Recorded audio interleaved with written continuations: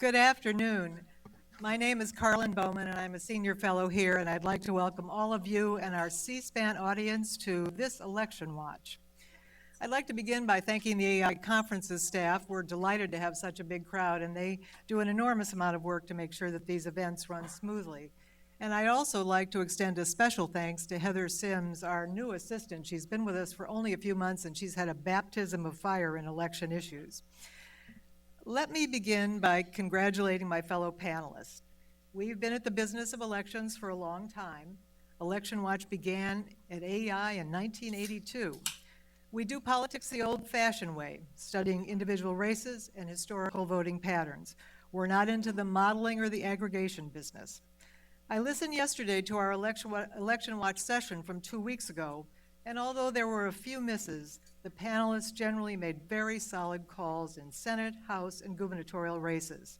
We said we expected big GOP gains in state legislatures, and we learned this morning that Republicans have the highest number of state legislative seats now in 100 years, and Democrats the lowest number since the Civil War. Let me say a few words about the polls, which is what I do here. I follow public opinion. While most of them predicted that the GOP would have a good night, and the poll averages did a good job of predicting the winners, many of the individual polls were wildly misleading. As the polling experts Mark Blumenthal and Ariel Edwards-Levy said on HuffPost this morning, quote, "The polls missed their margins nationwide by a mile." They continued, "Public polls consistently understated Republican candidates in almost every contested statewide race, including an unusually high number of remarkably large polling misses." Just to take one example, none of the polls predicted a close race in Virginia, where Norm's former student, Ed Gillespie, is still contesting the contest. It's becoming harder and harder to poll nationwide using traditional sampling techniques. The best designed national surveys have a response rate of around 9%, and polling stateswide is even more treacherous. Whether the business as we know it will be around in 2020 is not clear, but a lot of soul searching should be done, and this is not a particularly introspective business. The exit polls had a good night, and we can learn a great deal from them. Let me quickly go over a few of the findings that struck me. First, we've talked in the session before this one about the sour public mood.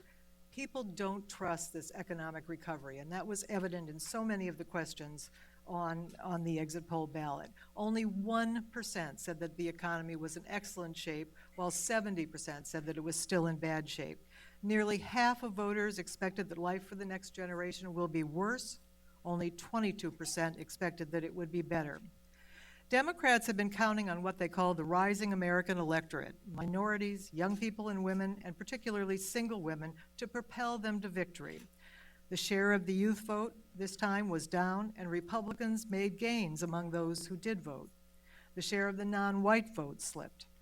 Greg Abbott in Texas, like George W. Bush and Rick Perry before him, did well with Hispanics there, capturing 44% of their vote. The gender gap, 19 points in this election, was dwarfed by the marriage gap at 31 points. And Gary Langer, ABC's excellent polling analyst, reported that, and I'm quoting him directly, single women, another core Democratic group, gave their party the smallest margin in exit polls going back to 1992. Women as a whole were more Democratic than men, but less so than in the past. Men were solidly Republican. Republicans won the women's vote in Senate contests in Texas, Arkansas, Kansas, Kentucky, Maine, Mississippi, and both South Carolina races, West Virginia, and women split their votes in Iowa.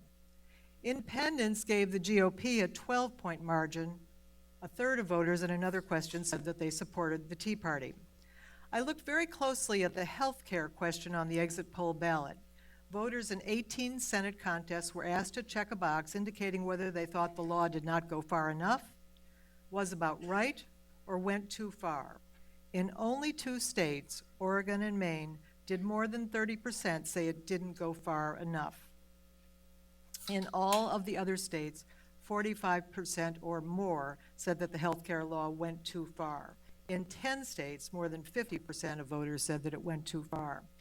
The Exit Poll Consortium asked in 4 Senate contests whether most illegal immigrants in the U.S. should be offered a chance to apply for legal status or deported to the country they came from. Only in Arkansas did more people say that they should be deported than given legal status, 49 to 45%. Voters in 17 Senate contests were asked if their state should legally recognize gay marriage.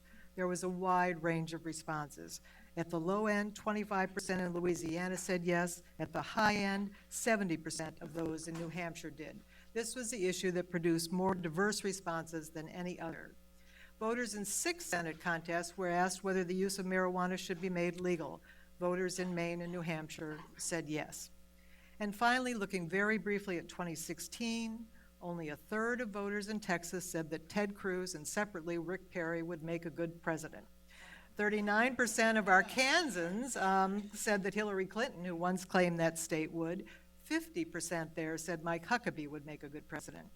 28% in, I believe that was Louisiana, said Bobby Jindal would. 40% in Florida said Jeb Bush would, and 36% gave that response about Rubio. In Wisconsin, 42% said that Scott Walker would make a good president, and 46% said that Paul Ryan would. So that's just a quick summary of some of the exit poll data. We have a piece up on the AEI website called Exit Poll Trends A to Z that goes into these issues in a little bit more detail. Now we're going to turn to our panelists to talk about what was most surprising to them on election night, and we're going to begin with Michael Barone to talk about House races. Michael, you said that, if I remember correctly, that at the beginning of the Obama administration, the Republicans in the House had 179 seats. Tell us where they are today. The Republicans had 179 seats at the beginning of the Obama administration. They are up to, if you look at current leads, at 251. Some of those leads may evaporate as California in particular takes a long time to vote, to count its votes. They've taken as long as 5 weeks. The week ago Sunday, Brazil tabulates its votes in 5 hours. And California, which believes itself to be a more advanced state, takes 5 weeks. In any case, it appears that Republicans have won more than the 234 they won in 2012, more than the 242 they won in 2010, and almost certainly more than the 246 they won in 1946. So you have to go back to the 1928 cycle to find a time when Republicans did better in House elections. Norm was covering that for CBS Radio, and that's there. Part of this is baked into the cake by demographics. In 2012, Mitt Romney, who many of you will remember, carried 226 House districts, carried a majority of the House districts. He lost the Electoral College, carried that. Why is that? There are marginal effects in favor of Republicans on the districting lines in House seats in this census cycle, but the primary reason is demographic. Democratic voters, as I've been writing for the last couple of years, particularly heavily Democratic voters, blacks, Hispanics in some but not all states, and I'll get into that, and gentry liberals, and I think we know who we're talking about there. We're only 2 miles from Georgetown.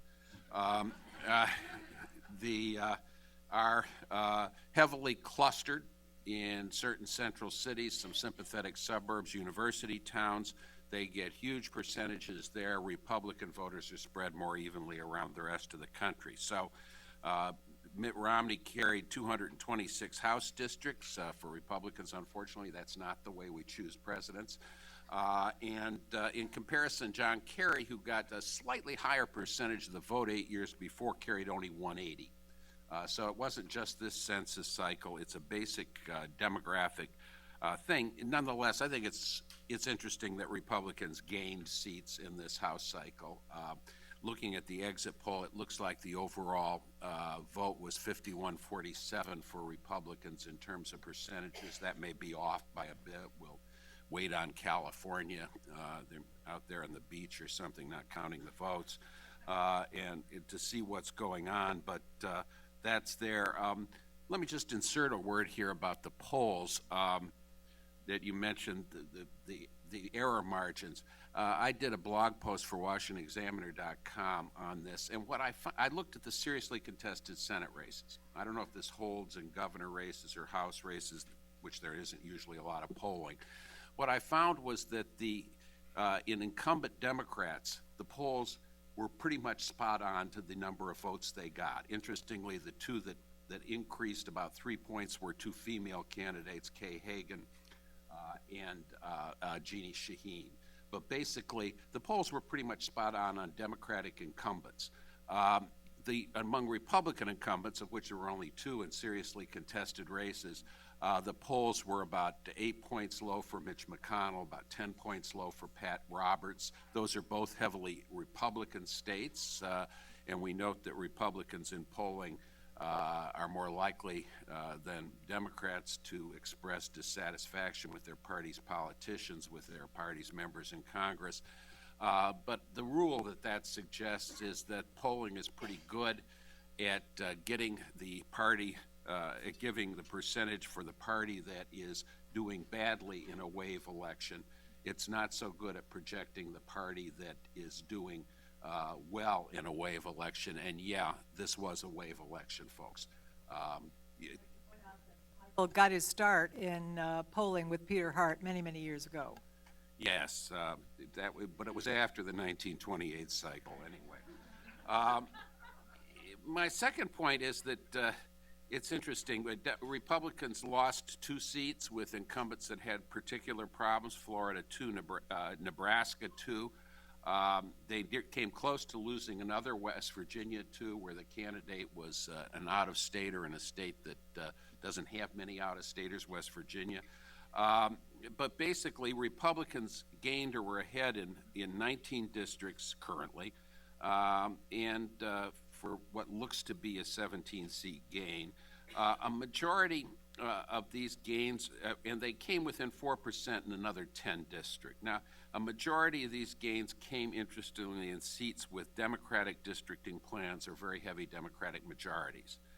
Arizona, California especially, where you had the supposedly nonpartisan redistricting commissions in both those states, but the Democrats successfully gained them. Illinois, where Republicans gained 1 seat in heavily upscale North Shore suburbs of Chicago and gained another seat in the rather downscale, more blue-collar part of the state opposite the Mississippi River and St. Louis. Maryland, where there's 1 near gain. John Delaney, the Democrat, had to pour a lot of money into that race at the last minute. And in New York State. And it's kind of one of the phenomena we see is that when a wave is working against a party, their House seats will be at risk in states where they redistricted, because a lot of times you create 53% districts, and when things are bad for your party, you're down to 47 in those seats. So that's and we saw in the previous census cycle, Republicans lost seats in states where they redistricted in 2006, 2008. So redistricting doesn't lock in everything forever. When opinions going against you, the tide can run out on those things. People who predict the Republicans will inevitably hold the House until 2022.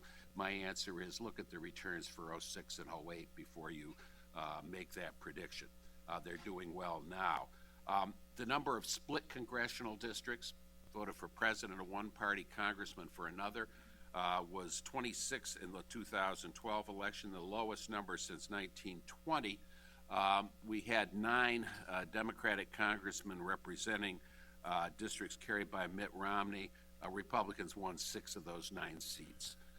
So we don't have very much. We have Republicans captured a few Democratic districts or are ahead in them in districts that were more than 55% for Obama, but very few, although you have some odd results like Louise Slaughter almost losing, who's been in Congress more than 30 years, senior Democrat on the House Rules Committee in upstate New York. Let me look at a couple of demographic groups off the House National Exit Poll, which is the closest thing we have to the presidential year president election polls. Millennials. This group they're the wave of the future. The Republicans missed their chance to pass a constitutional amendment barring the vote to anybody born after 1980. The Democrats' advantage is down to 54-43, 11 points.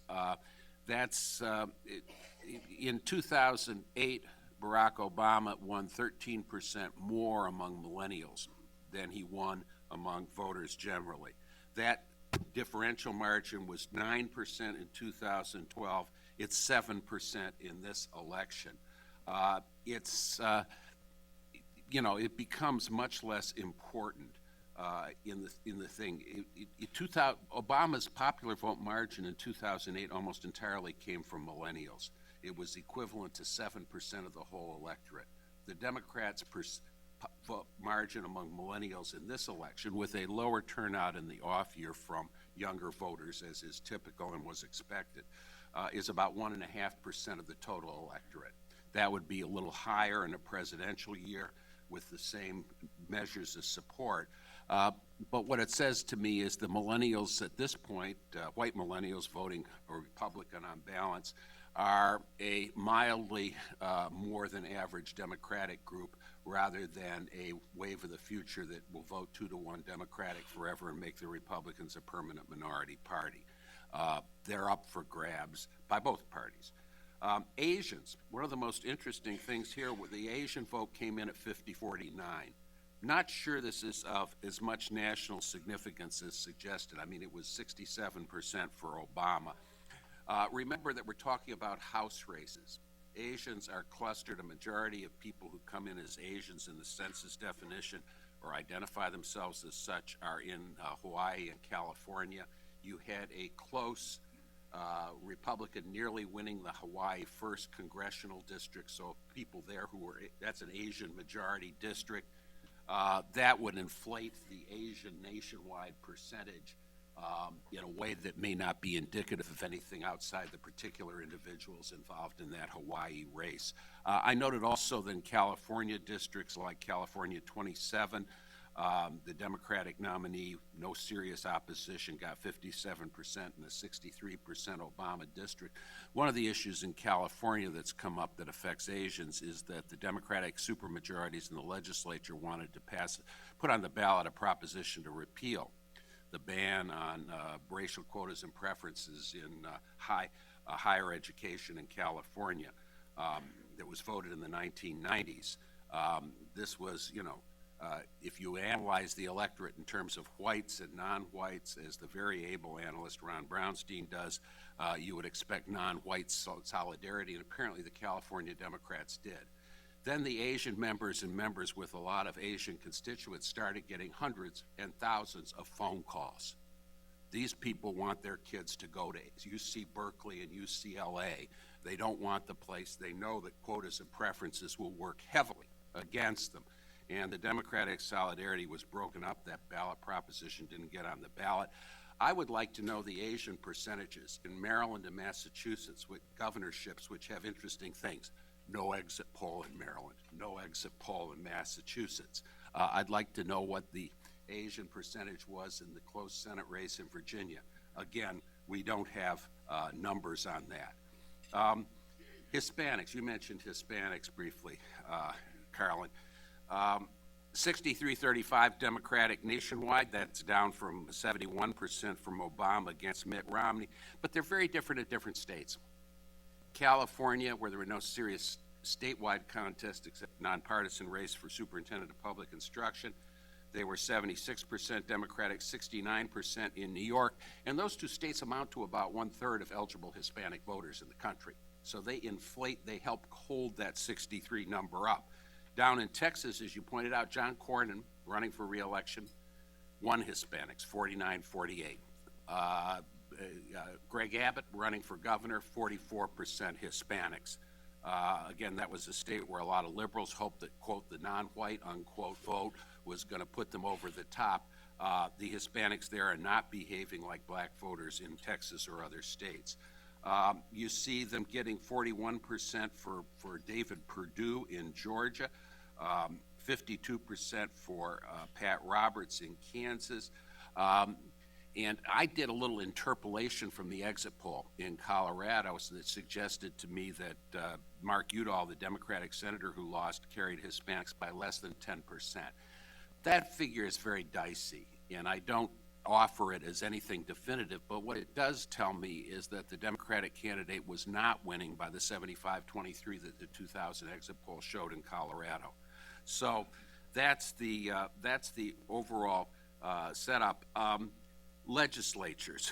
The Hispanic vote is up for grabs in a lot of places, but it varies substantially by state and the attitude therein. Legislatures, as Carlin said, the numbers are not entirely tabulated, but it's the highest Republican number in 100 years. Democrats' lowest number since the Civil War. It appears that the last Democratic legislature in what I call the 14 southern states is the Kentucky House with a tie in, I believe, the West Virginia Senate.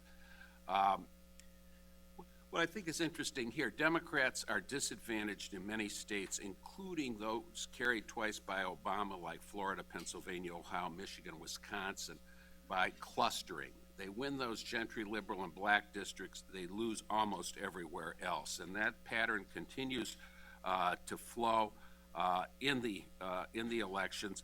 By my count, currently, Democrats are in control with the governorship majorities in both houses of the legislature in only 7 of the 50 states. They started off the Obama era in control of 27. Those states, and basically those states amount to only 16% of the U.S. population, 12% in California, 6 are in other eastern, otherwise you got Hawaii, Oregon, Connecticut, Delaware, and Rhode Island and Vermont. So the strength of the Democratic coalition, the Obama coalition, it elected and re-elected President Obama.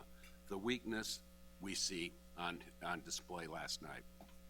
Thank you very much, Michael. Before turning to our former colleague, John Fortier, who's now at the Bipartisan Policy Center, I'd like to remind everyone that we're live tweeting the event from our handle at AEI Pol, so you can join our Twitter discussion using the hashtag ElectionWatch14.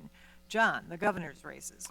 Thank you, Carlin. I'd like to start out with a bit about the Senate and House races, just to show some contrast with the governor's races, because I think much of what Michael said is correct, that the Republican wave was strong, and it washed over especially red states and swing states, washing out Democrats who were holding those seats.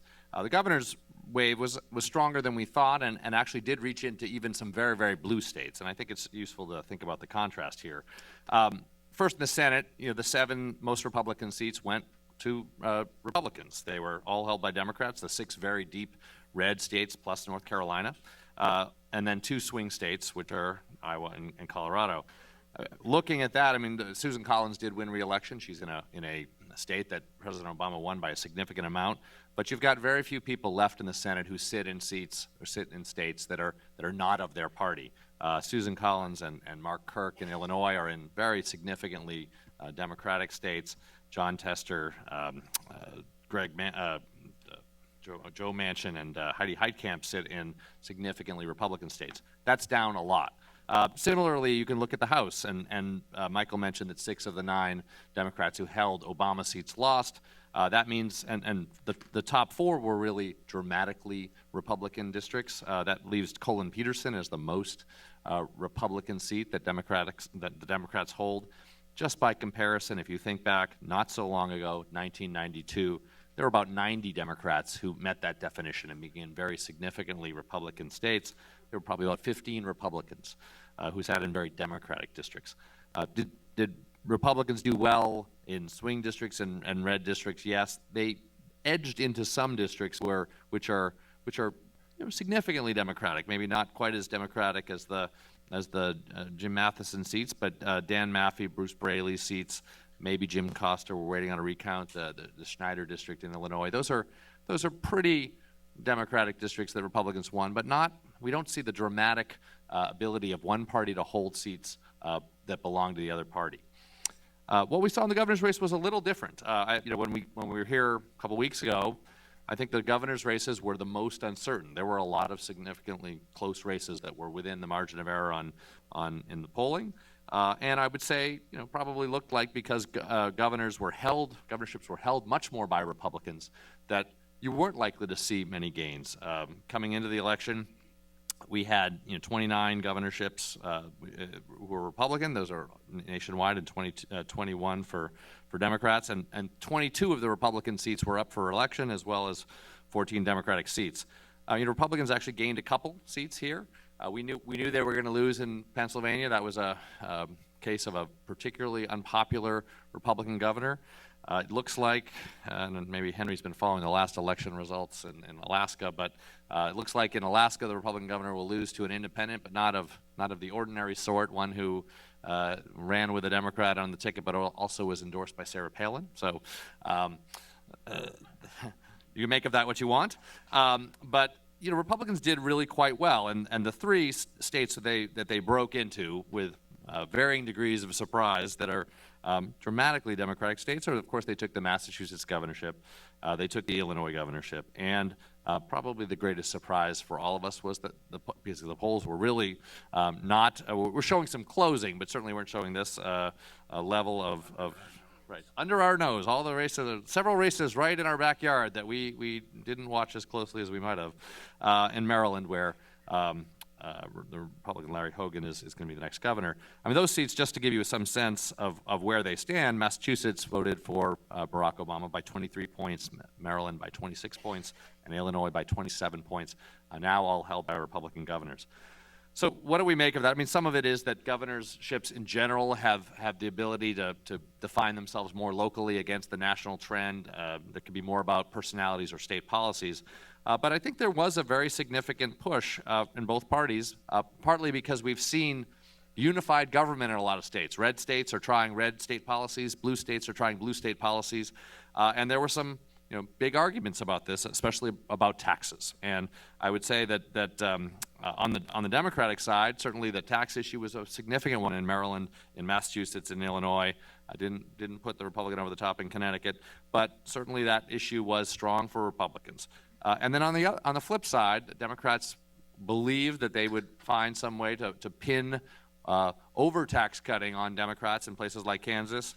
I would say in the North Carolina Senate race, which was not a governor's race, but certainly Tom Tillis was pinned with the policies that he had been involved in enacting when he was in the legislature, and in Wisconsin as well, where of course both collective bargaining and taxes were there. Both of all those states had on the ballot Republican policies, Democrats making the argument that there was overreach, and Republicans prevailing. A couple other points. Very large wins for two Hispanic Republican governors in Nevada and in New Mexico. And again, as Carlin mentioned, more consolidation of gains in state legislative races. Republicans gained the legislature, both chambers of the legislature in Nevada, where Sandoval will now have full control. Arkansas, with gaining the governorship and larger majorities in the legislature, Republicans again will have full control. And really across the board, a number of these governors who are reelected are going to have stronger majorities in their legislatures. That's in Wisconsin, Michigan, Ohio, Florida, Kansas, Texas, several of the southern states as well. The list goes on. And then a number of Democrats who are reelected will face divided legislatures because Republicans have taken legislatures or parts of the legislature in Colorado and Minnesota. The last point I want to make about governors is to talk about Governor Ed Gillespie. Now that's he of course did lose his Senate race, but many people have noted that he is well set up to run again. I think he would have been well set up to run again had he lost by 5 points or 7 points, running a good race. I think people thought he was one of the more policy-oriented and substantive candidates on the stump. But also what Carlin mentioned, Ed Gillespie, also a student of Norm Ornstein, and part of a fraternity, which I noticed, which might run under the banner of the political spawn of Norm Ornstein, which includes Terry McAuliffe, Martin O'Malley, and Ed Gillespie. So with that, I will turn it to back. John, I have one or two other questions. Yep. Say something about Vermont, and also John is the country's leading expert on early and absentee and mail voting. Can you say just a little bit about what happened with mail voting in Colorado, and maybe something in general about turnout, but the Vermont governor's race?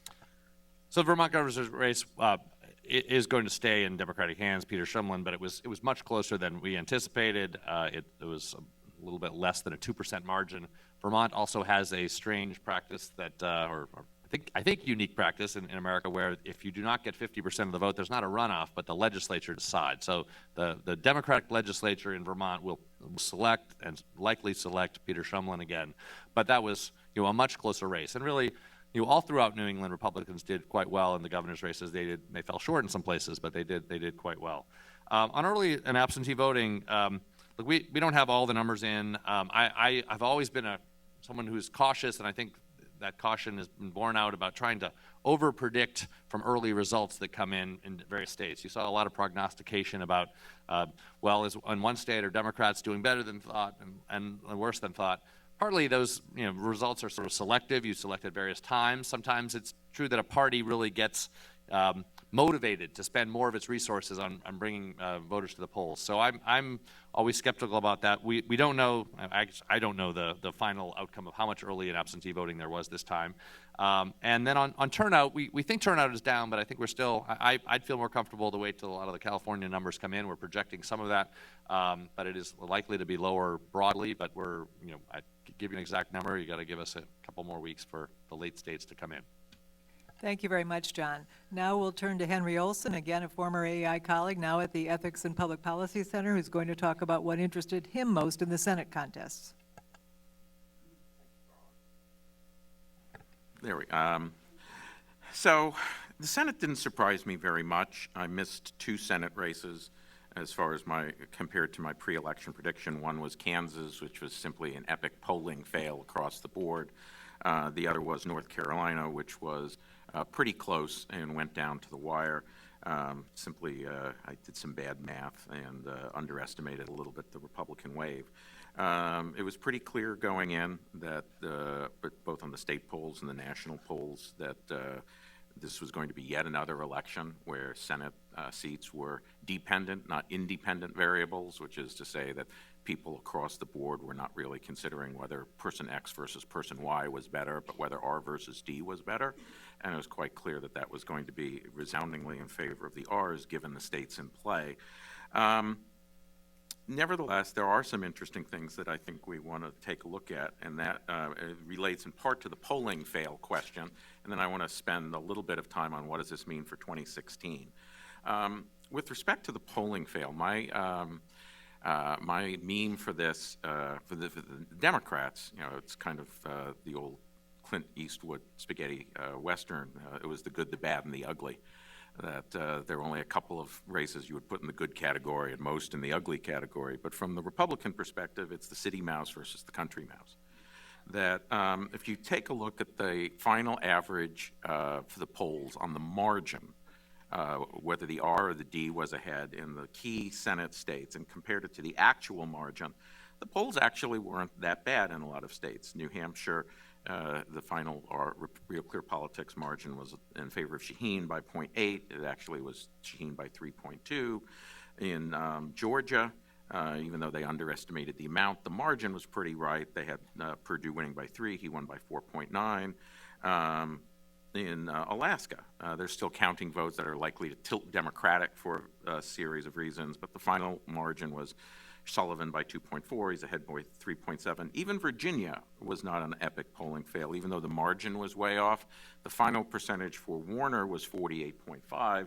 As far as the polls prediction, the margin was 49.2. Now, my guess is what happened was that there were a lot of people who had never heard of Ed Gillespie who simply voted for the Republican, because that would both account for the wave and for the accuracy of the Warner prediction. Where you find big errors are 4 states, really, and see if you can figure out what the difference is and why I might have put it in that category. Iowa, a 6.2% difference. It was 2.3 in the final poll. Ernst wins by 8.5. Kansas, we've already talked about, where the final polls had Orman up by 1.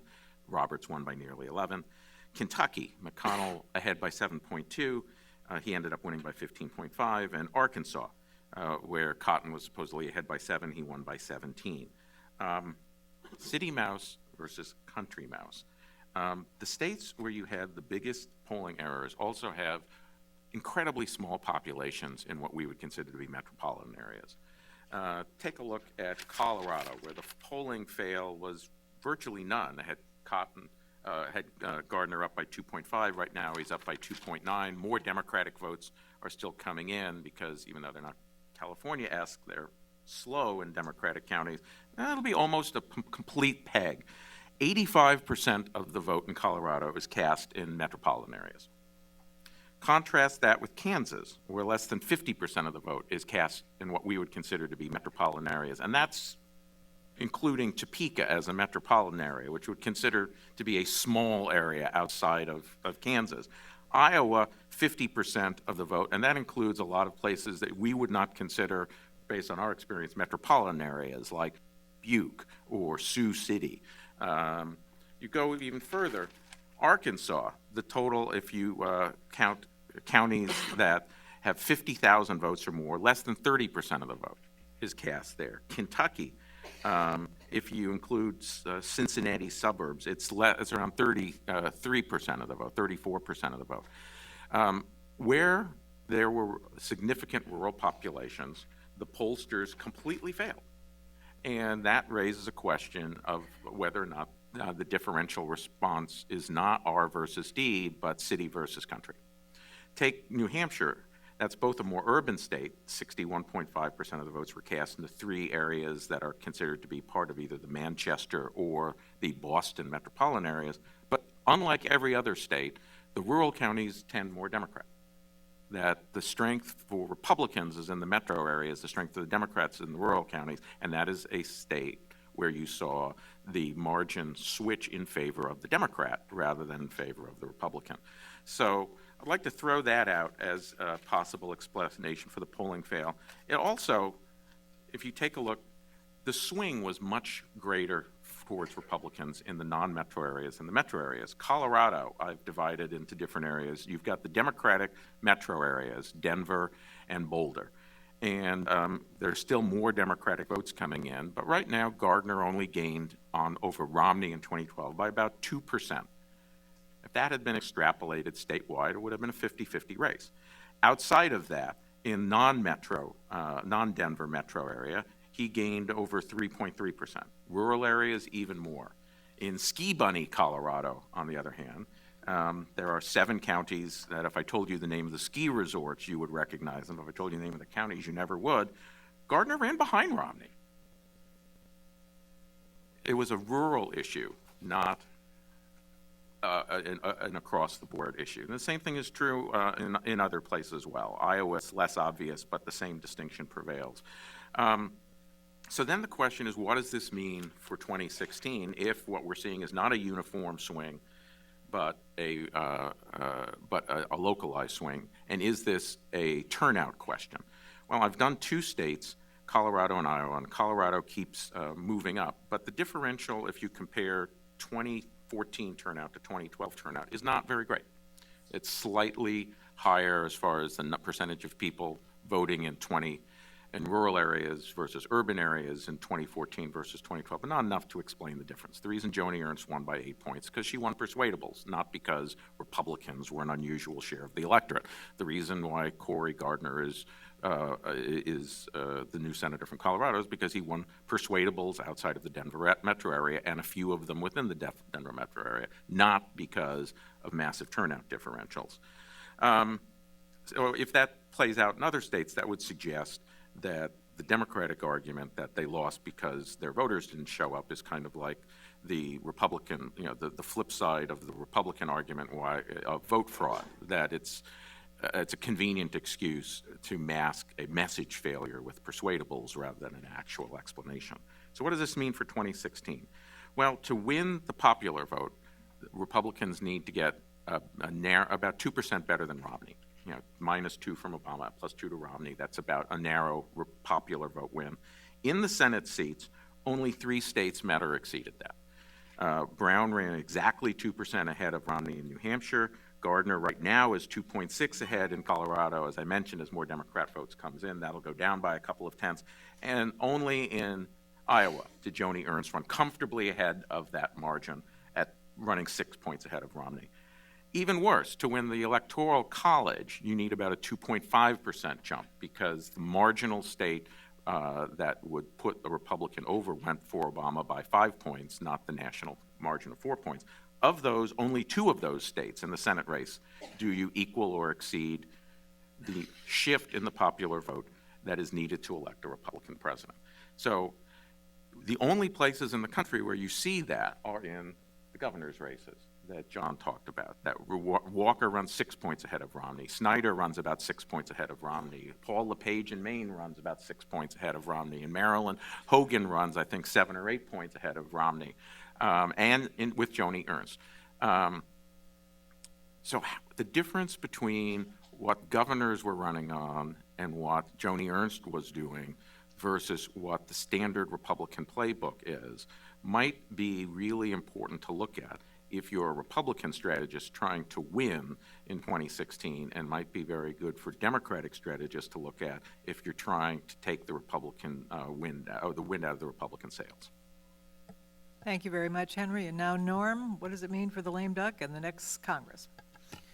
Thanks, Carlin. I spent much of election eve following Henry Olson's Twitter feed, and I would suggest to all of you who are here and who are watching, if you really are an election maven, follow Henry. A couple of comments on the House. As Michael said, Republicans are going to have the largest margin since the 1928 election. Their new slogan is, "We're going to party like it's 1929."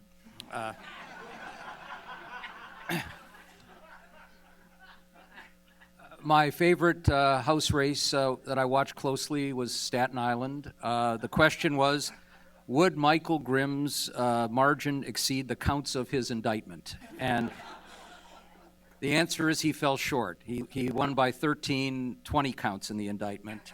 So much for the anti-incumbent wave that we have out there. For the stunned and disillusioned and demoralized Democrats coming back to Washington, the one bright spot, now they can get legal marijuana here in the district. A couple of just bullet points. We talked the last time about the vaunted Democratic turnout machine, the Bannock Street Project, and we reflected on it last time, and I think it's just worth repeating here. Turnout machines can be very sophisticated and very great, but you still have to get voters who want to turn out. And, you know, I mentioned the old joke about the company that did the most dazzling advertising campaign ever for a dog food, and it flopped completely, and when they analyzed it, it was because the dogs didn't like it. And, you know, if your voters do not see a reason to vote, you can call them, you can offer them transportation to the polls, you can tell them you'll take the mail-in ballot and stick it in the mailbox, and it will not matter very much. And that's what happened this time. And of course, the turnout for Democrats was, in almost every category, lower than it was in 2010 when they suffered a drubbing that was quite historic as well. Now, turning to the future, one of the things about a big wave and a victory that exceeds expectations and that is incredible across the board is that it poses an additional challenge to you for governing. The conservative activist base believes that everything they stand for, every way in which they approached the process has been vindicated. They are now in the driver's seat. And the idea that now you will dilute your product, compromise, give anything to a president who has been forced to the canvas is treasonous. So it poses a real challenge to leaders who are talking about reaching out and compromising, but the word compromised actually didn't come into the lexicon in the soon-to-be Majority Leader Mitch McConnell's statement the other day. It's, we're going to govern in a bipartisan fashion, but mostly what that means is he's going to have to give in because now we're on top. And that's going to be a little difficult to deal with.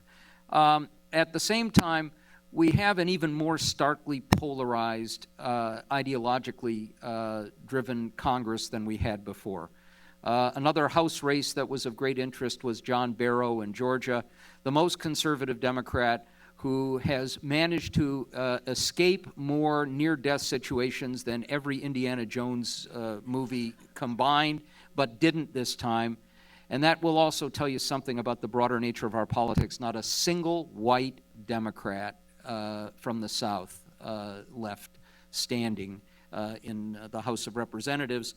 And of course, it reflects even the broader trend over the last three contests that the robust Blue Dog coalition that was there before the 2010 elections is down to not quite, but close to a trace element. And on the Republican side, you've lost a group of Boehner loyalists like Tim Petri of Wisconsin. And if you look at the replacements, they are much more over to the Tea Party side. And they're not starting with any sense of affection or loyalty towards Boehner. He will have a larger caucus. He's already working to make sure he can head off a challenge. He will be the speaker next time. It's a question of how many votes there are on the floor against him, but he will win comfortably. But he is not going to have any more leeway than he had before to tell his Republican caucus, you know, we're bringing this to the floor even though a very substantial number of you do not like it. So that's going to make for some difficulty. And of course, on the Senate side, the losers are most of the Democrats who would be accommodating to compromises and working across the board. They're not all gone. Mark Warner likely will be back. We have Joe Manchin. We have Angus King, who once again will caucus with the Democrats, but will try very hard to provide a bridge for some of those bipartisan bills moving forward. But they're going to be fairly few and far between, and always keep in mind the old saw that used to be repeated all the time of the young House member coming to one of his older colleagues and pointing to a member from the other party and saying, there's the enemy, and the answer was, they're not the enemy, they're the adversaries, the Senate's the enemy. The House and Senate have very different cultures, very different rhythms, very different rules, and when Newt Gingrich and Bob Dole took the reins of power in 1994 and had very much the notion that they were going to work together in sync and force Bill Clinton to his knees, within 3 months it was Gingrich saying privately and then publicly that he had far more trouble with Bob Dole than he did with Bill Clinton, and then of course called Dole the tax collector of the welfare state, which improved relations, as you can imagine. Now, we're not going to see, I think, the same name-calling between Boehner and McConnell, but it's not going to be that much easier for things to move smoothly through the House and then through the Senate, including many of those bills that passed the House the last time. One comment on, we haven't talked much about presidential consequences. This election was very good for Hillary Clinton if she decides to run, not only because it puts a crimp in the potential campaign of my former student Martin O'Malley, who isn't going to be helped by the fact that it was his administration and lieutenant governor who were repudiated in a big way in that state. But I think Democrats now are shocked enough that winning the presidency in 2016 takes a higher priority, and this unprecedented effort to unite behind a candidate and try and push others into a marginal character or quality will be there. We also see a significant boost for Scott Walker, for John Kasich, who now becomes at least a factor on the national stage. And keep your eye not as a presidential prospect, but as a serious potential running mate, Brian Sandoval, who won handily in Nevada, and is probably a more attractive in many ways Hispanic-American candidate, I think, than Susana Martinez, who will be governor but who has a few issues, including some of these tapes that have been released of her comments. So a lot of interesting dynamics out there. Now, in terms of looking ahead, Kevin McCarthy said before the election, anticipating the Republican majority in the Senate, we've got to show we're not the party of no. We've got to govern. We want to come back in the lame duck session. We want to take the budget issues off the table. We're going to pass a long-term continuing resolution. And at the same time, before the election, we had McConnell telling Politico, as he had told many of his funders at one of the Koch brothers enclaves, we're going to use the budget process and especially reconciliation and appropriations bills where we can, in effect, to bring Obama to his knees. And he repeated this in a more gentle terms yesterday at the press conference. We're going to use the appropriations and budget process, and especially reconciliation where you only need 51 votes, to pare back dramatically on Obamacare, to cut back on the Consumer Financial Protection Bureau, to eviscerate the EPA and bring back coal and do a number of other things. Those don't go together very well. So you've got McCarthy against McConnell, and then McConnell, who also said no shutdowns, no debt limit, McConnell against McConnell. You can only imagine that if a budget reconciliation bill gets passed through on a partisan basis, that does more than flesh wounds to Obamacare, that basically defunds the Consumer Financial Protection Bureau and maybe does some other damage to the SEC and Dodd-Frank, and that blocks the EPA from issuing regulations on climate change, Barack Obama will veto it. Now, they may pass something else and send it to him, but if he keeps vetoing it, what do you get? A shutdown. So we're not past that particular hump, even if the leaders know intellectually that it would be a catastrophic thing to do. Now, there's another factor here that is important on the money front as well. We will see, I think, a continuing resolution that will probably take the current year's funding through to the end of the year in December. That'll be controversial, but with the numbers that are there now, they'll get it through, and the argument will be, this is not the time to pick a fight. But remember that starting October 1, that 2-year budget deal that deferred sequesters ends, and the sequesters come back. And you're going to have congressional Republicans determined to negate it on defense. But some are going to be saying, well, we can't add to budget deficits now, so let's just take an additional amount out of discretionary domestic spending. And that's not going to fly.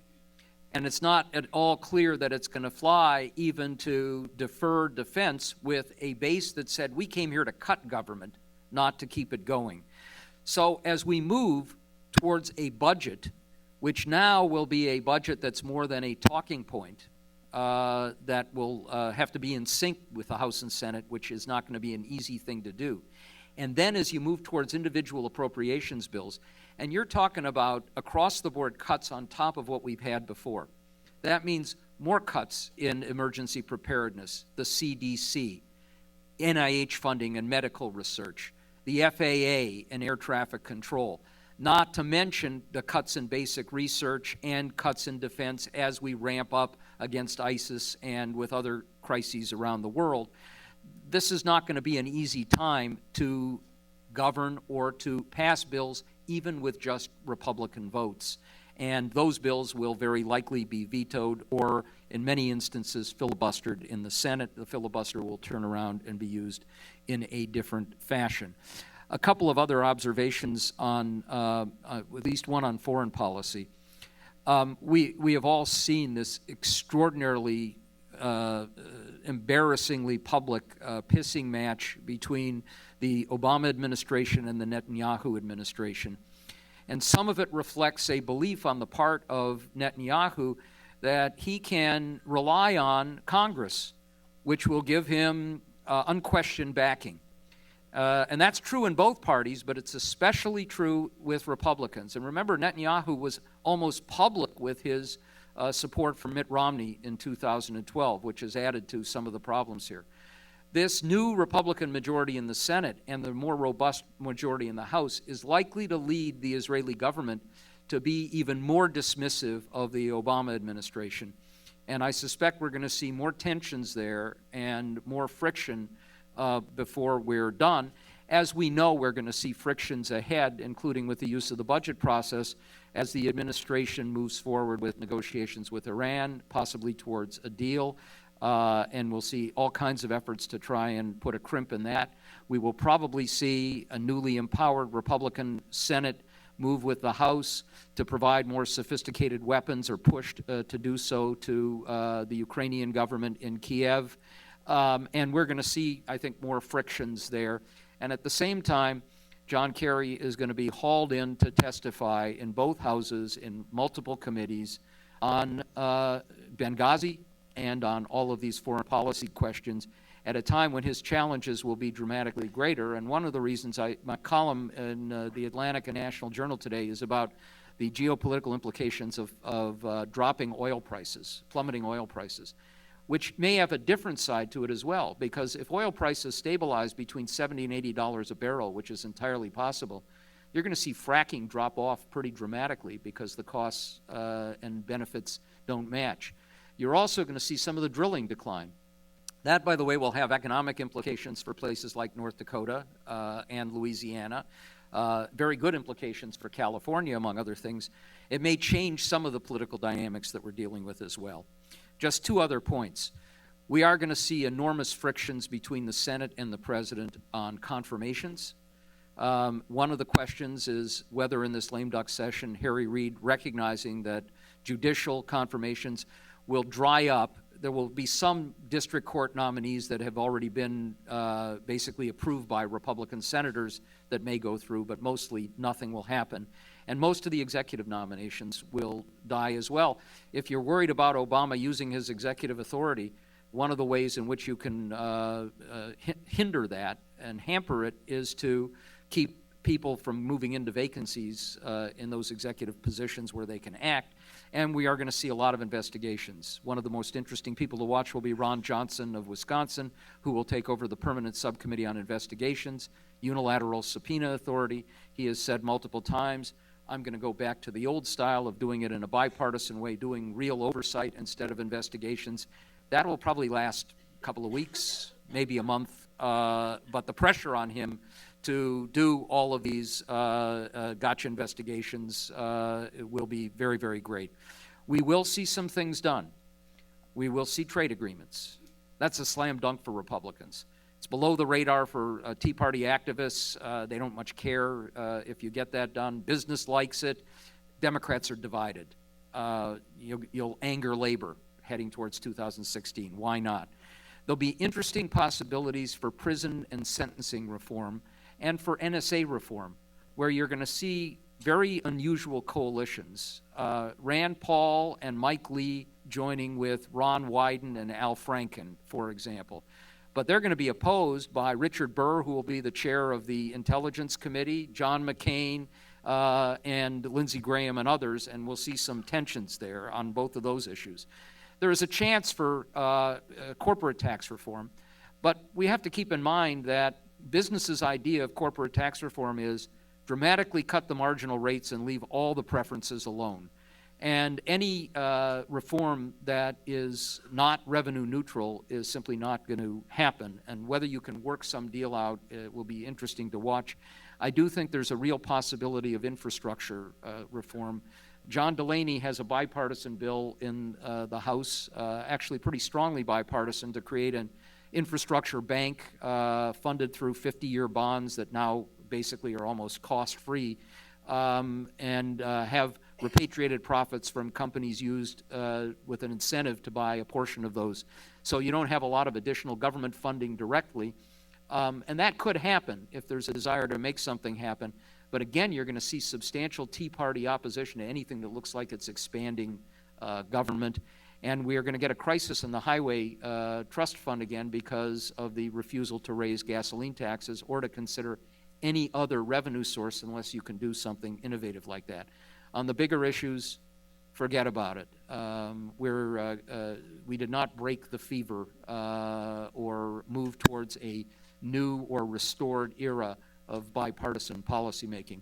Tribalism is greater, and with 3 to 5 Republican senators, absent without leave most of the time, out there raising money and building support in the primary and caucus states, with basically the appeals being far more to that even narrower version or slice of the electorate that will be the primary and caucus electorate. And you can see where we're going with that when you have a Marco Rubio basically denounce his own immigration bill as we head towards that campaign, and a Bobby Jindal go from saying Common Core is the greatest thing ever to Common Core is the biggest threat to the American way of life. That kind of tells you what direction and approach we're going to see. And that's like an electromagnet pulling Mitch McConnell's caucus away from the idea of working out deals where you give a little and you get a little. Thank you very much, Norm, and thank the rest of the panelists. I'm sure there have been some disagreements on the panel, and we can talk about those. But now I'd like to turn to your questions. We have, I think, about a half an hour left, and if you could just wait for the microphone and ask your question as a question. We'll try to go around the room starting at this table. We'll take 2 questions from this table. Come in. The mic?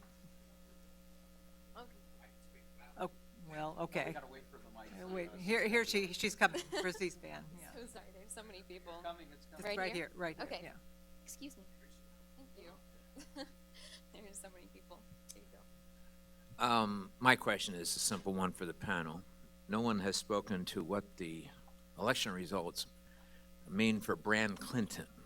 I wonder if you might speak to that. And let's get this second question from Garrett Mitchell also on the table at the same time. Thanks very much. Garrett Mitchell from the Mitchell Report.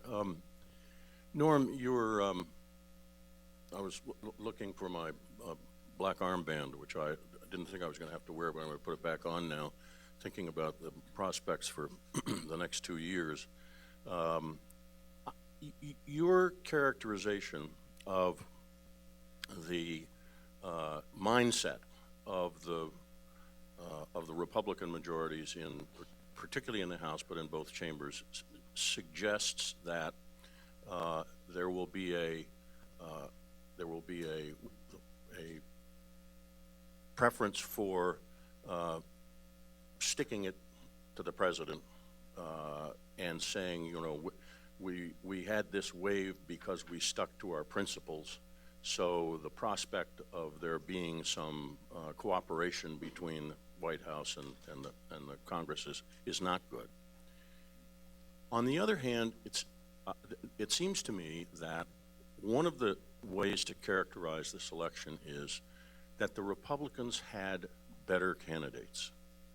And that one of the reasons that the Republicans had better candidates is because whatever the term mainstream Republicans paid greater attention to getting a higher quality of candidate than they've had in prior years, which would lead you to believe that that there will be a pressure in the Republican Party writ large not to be the party of no, but to be the party that wants to get some stuff done so that when you get to 2016, the Republicans can run on some sort of message. And I just wonder if you could speak to that. Team Hillary and the next 2 years. Michael, you indicated.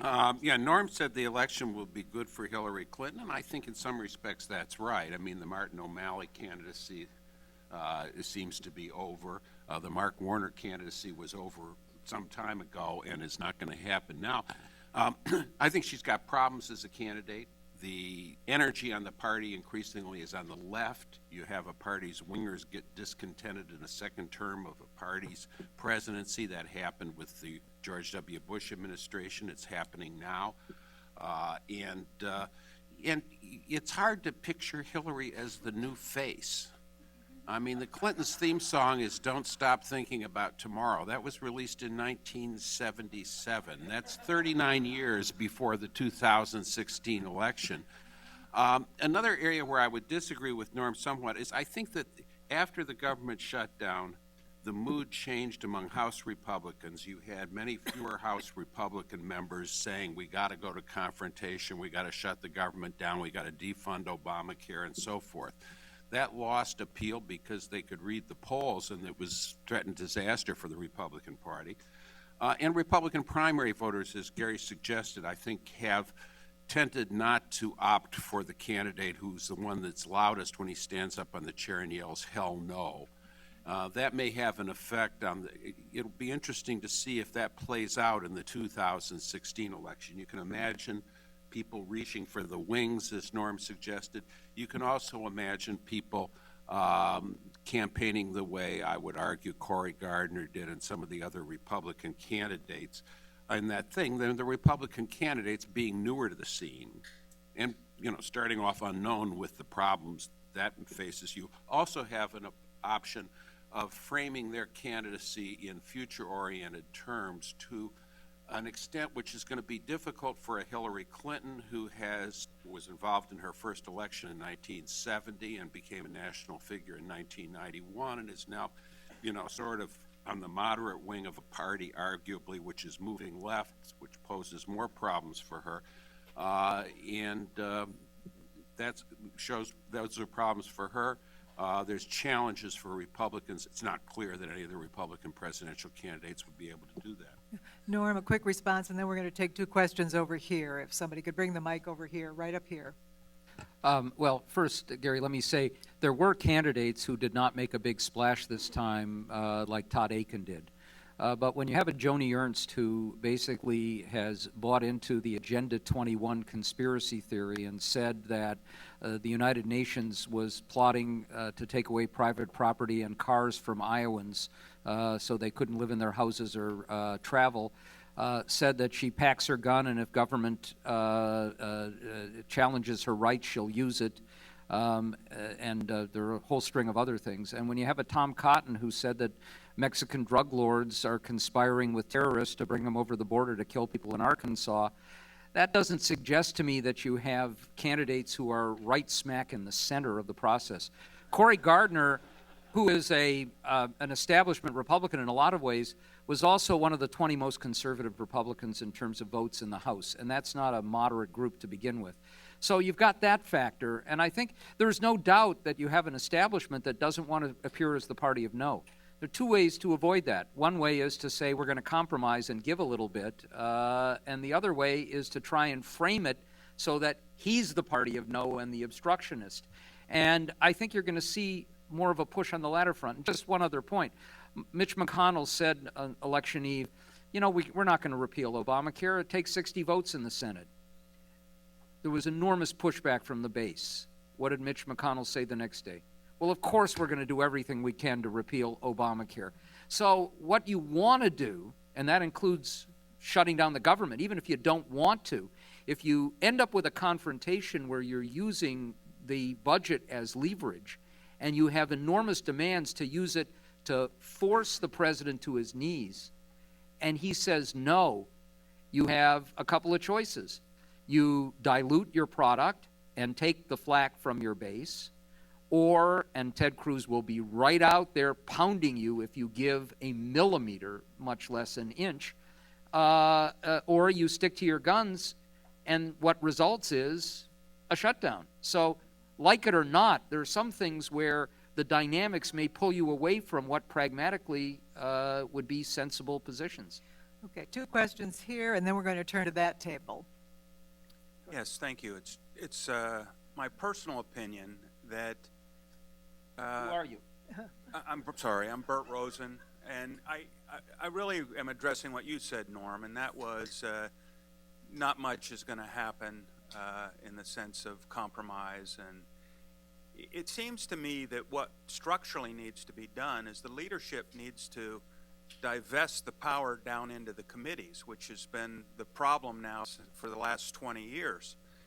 And that would be the seeds of bipartisanship, because when committees start marking up bills by nature, by definition, there are amendments and compromises, and there's a much better chance of coming up with solutions that, by the time they get to the floor, are bipartisan.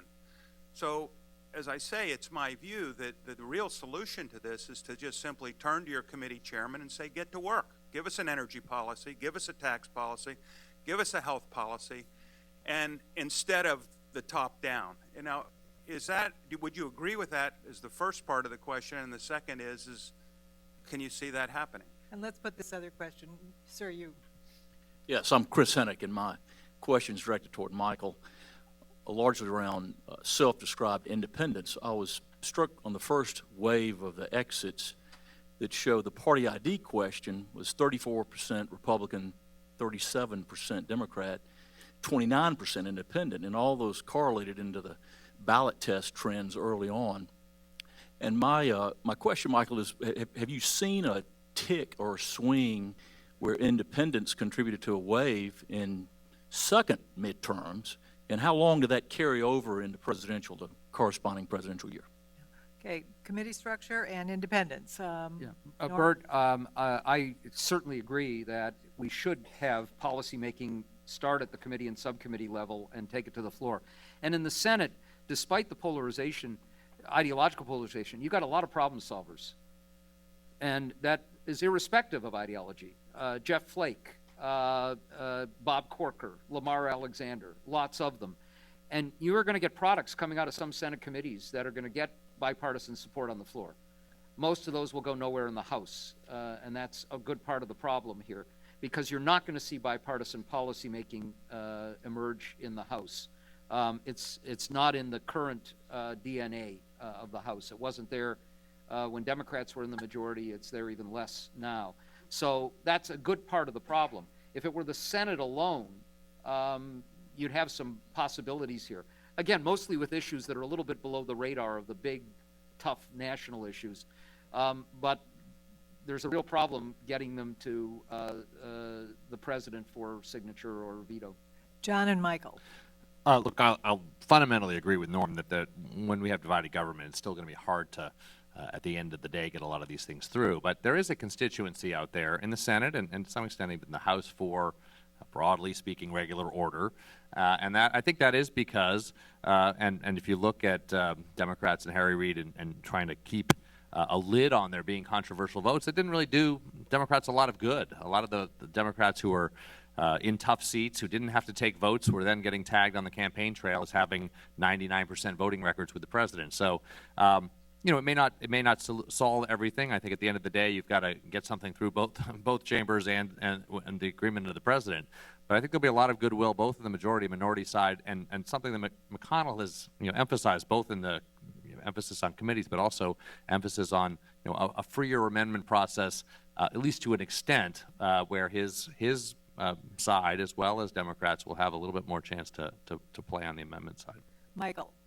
I think Norm is right in that the Senate has got people, and I would name some Democrats as well as Republicans, inclined towards bipartisanship. They have been kept in what I always call a Joni Ernst position by Senate Majority Leader Harry Reid over the last 4 years, basically prohibited from engaging in that. You've got people like current Finance Chairman, future Ranking Member Ron Wyden, for example, who really hasn't been allowed to bring things. You've got Pat Leahy with patent reform, bipartisan support, both houses.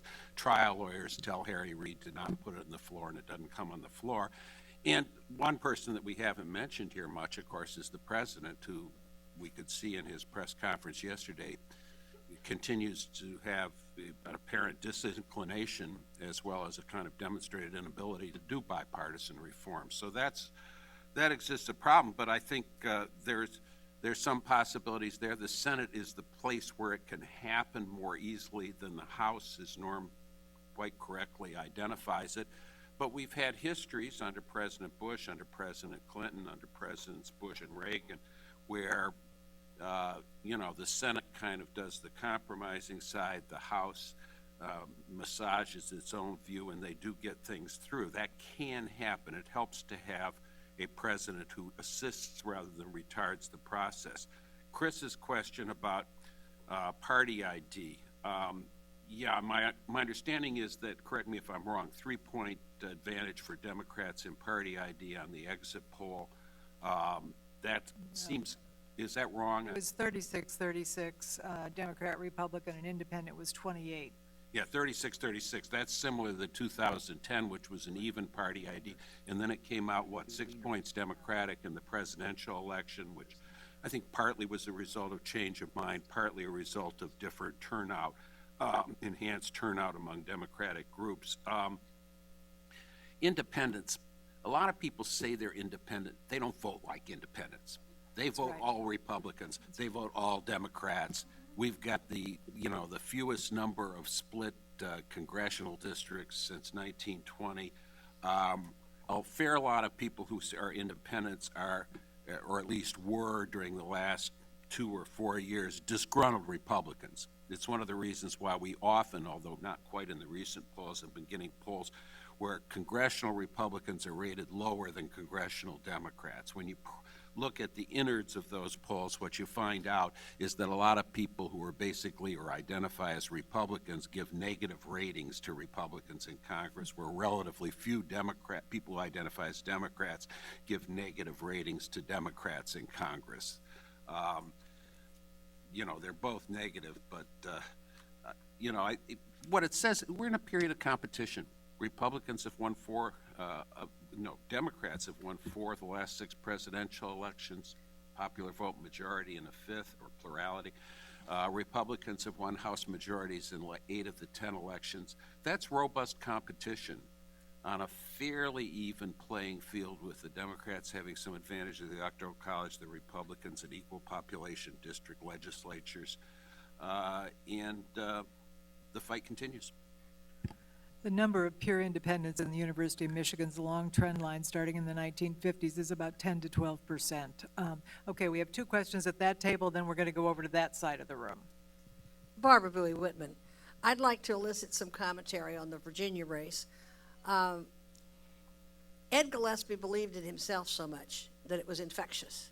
I was at his house on Saturday morning having coffee with him and his wife before we went out to vote early. And it was so infectious that I almost came to believe him. And at any rate, what I'd like to know is whether you all think that the fact that he couldn't convince people with that infectious spirit sooner, so that, for instance, as a fundraiser for him, I had a heck of a time getting people to give money because they said that's a hopeless race, or the national committees, either the Republican National Committee or the Senate Committee, doing any support for him, or whether there's any validity to the idea that having a 2.5% draw for a libertarian meant we couldn't make it. And the question from the gentleman next to you, and if you could say your questions pretty quickly, then we'll try to move around the room. Adam Powell from the University of Southern California. Michael Barone, you said that millennials are mildly more than average Democratic in this election. To anyone, have you seen any survey data of millennial voters about Hillary Clinton specifically addressing the question of the fact that she'll be significantly, perhaps a generation older than the Republican candidate? Anyone? I haven't seen that, but your question prompts me to go look for it this afternoon. I think that's a good question. It's, you know, I think it's something, if you were running her campaign, you would be concerned about. You know, is she, you know, she's, you get somebody, and you get the mood of Ed Gillespie, much more upbeat, much more sunny, optimistic. The Democrats, I think, remind me of Murray Kempton's phrase in the 1965 New York mayor race about John Lindsay: he is fresh and everyone else is tired. I think that's a danger for the Democratic Party, possibly an opportunity for the Republican Party. On Ed Gillespie, Mark Warner was elected with 65% of the vote 8 years ago. That was not a close election. And he went down to 49% in his 1-point re-election victory. You know, Ed Gillespie, who was already a serious player in political vineyards, showed very well. And, you know, Warner got what he polled. Actually, the polls were dead accurate on what Mark Warner got. And all I can say is he, you know, must have been a heck of an election night for him when you come down 16 points. It says something about the Obama Democratic Party, doesn't it? Henry. Well, yeah, it does. It also says something about the Obama Democratic Party in Virginia, where somebody who didn't think he had a terribly close race probably would have done things differently. If Ed Gillespie had gotten a couple $1 million 3 weeks out, I can imagine that Mark Warner would have run a different race 3 weeks out. It shows the stability of the Obama coalition in Virginia, that it's now held up over a governor's race, a Senate race, 2 presidential races. Virginia is not a red state anymore. It's not even a light red state anymore. Could Gillespie have won? Yeah, perhaps. Certainly with additional resources. But then again, if I were a national party strategist and I had to decide whether to expend money 3 weeks out in the expensive Washington market, and I saw Mark Warner polling at 49 to 51 in all of my polls, I probably wouldn't have put $2 million into the campaign either. It's much better to put those $2 million into the races that you know you have a shot at that are probably probably much less expensive per vote possibly gained. Okay, this table over here, we have 3 questions over here. Let's put them all on the table and anybody can answer. And if you could ask your question pretty quickly, because we don't have much more time. In a low turnout election, almost anything can happen. My question is on the impact of early voting. What do you see as the impact of early voting on the get out the vote effort?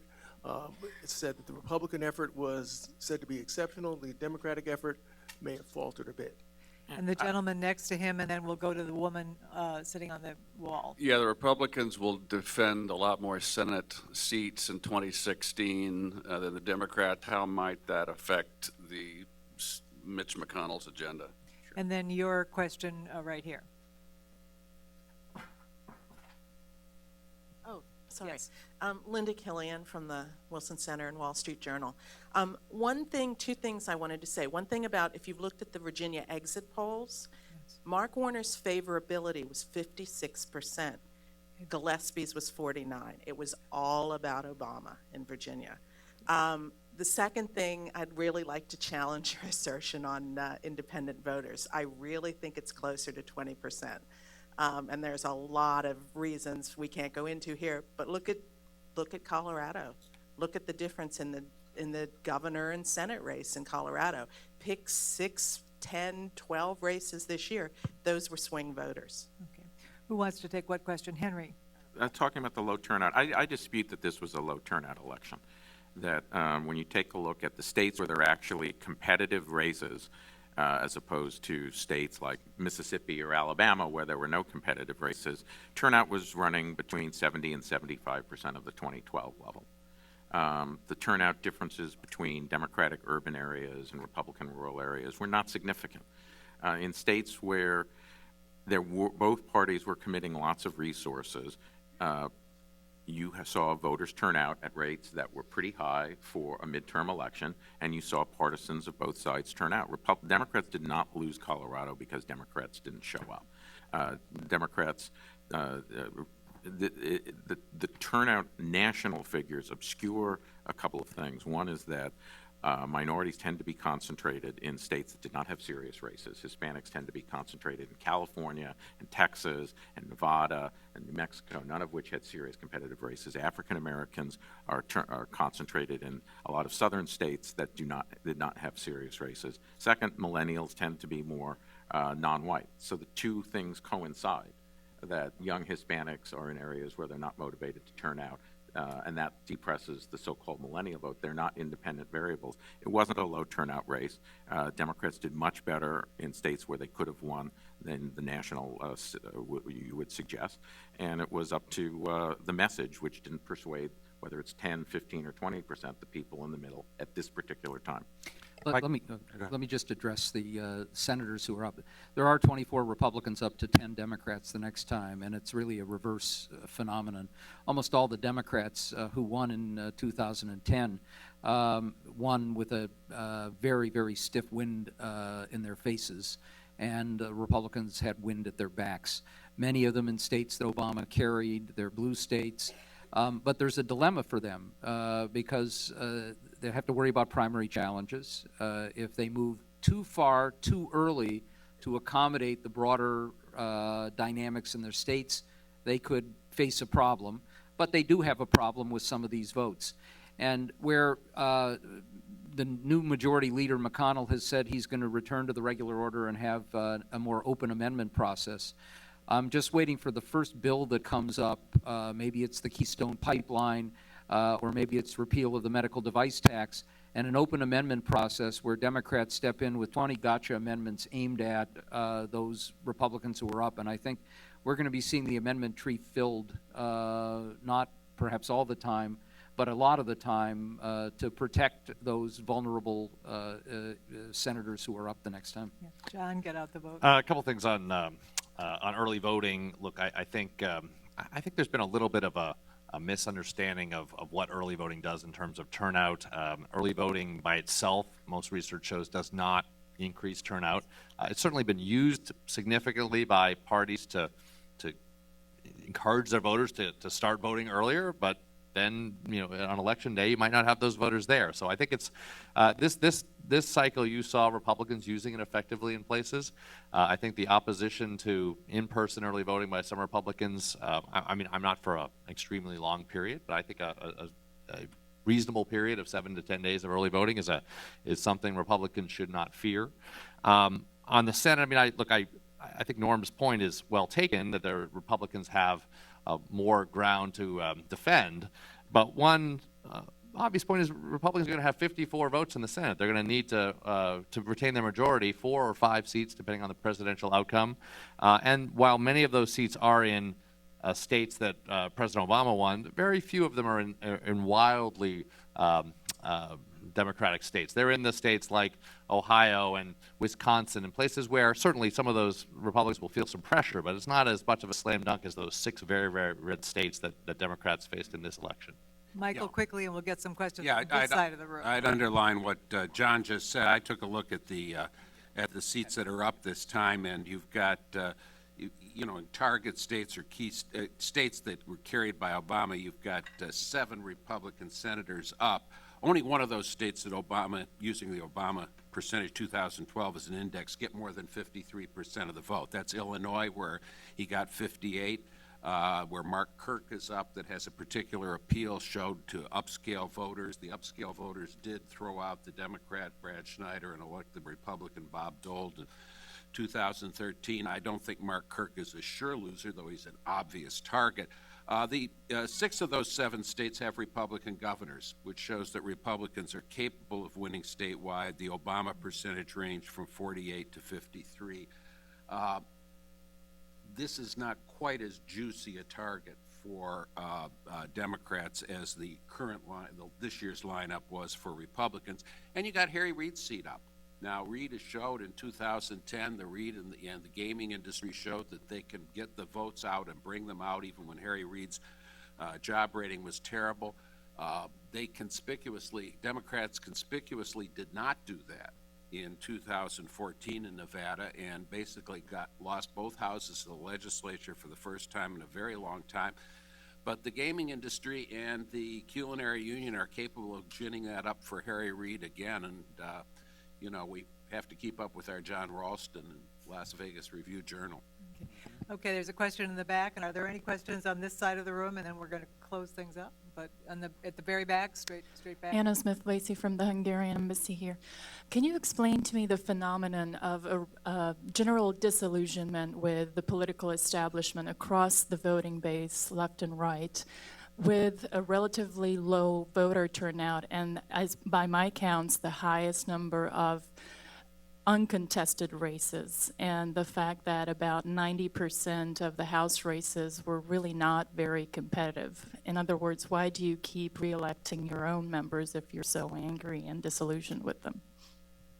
John. I think there are 2 points. And one, it's true that there are a lot of safe seats, and that's partly because of the way we draw districts, but more because of the way in which Americans are living in Democratic areas or Republican areas.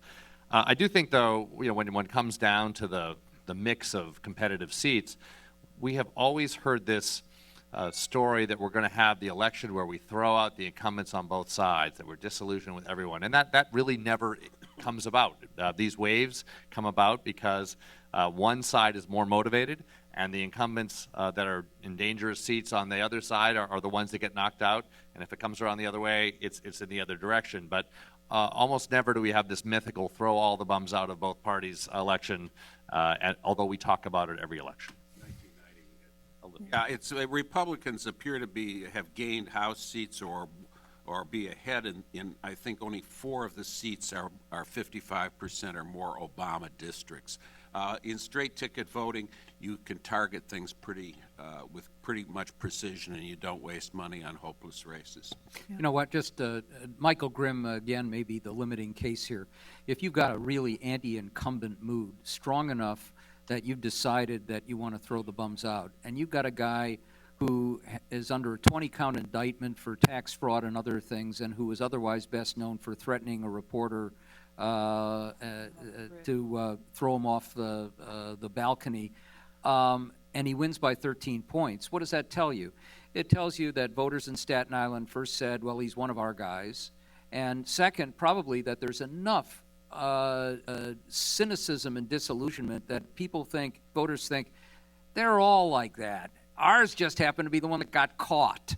So if that's the sort of mindset that people can have these utterly conflicting views in their head, throw all the bums out, including polls that showed us a higher proportion who said they were willing to throw their own out, and then they vote in a very different way, maybe that just tells us something about human nature. Yeah. I want to thank all of you and thank my guys up here on the panel, but I just want to say one more thing because I'm feeling very nostalgic at this particular moment. We've had Election Watch in this room since 1982. We'll be back in 732 days, 11 hours and 45 minutes for the 2016 race, but we won't be here. We won't be here. We'll be in our fabulous new building on Massachusetts Avenue, and we hope all of you will follow us and join us for 2016. Thank you so much.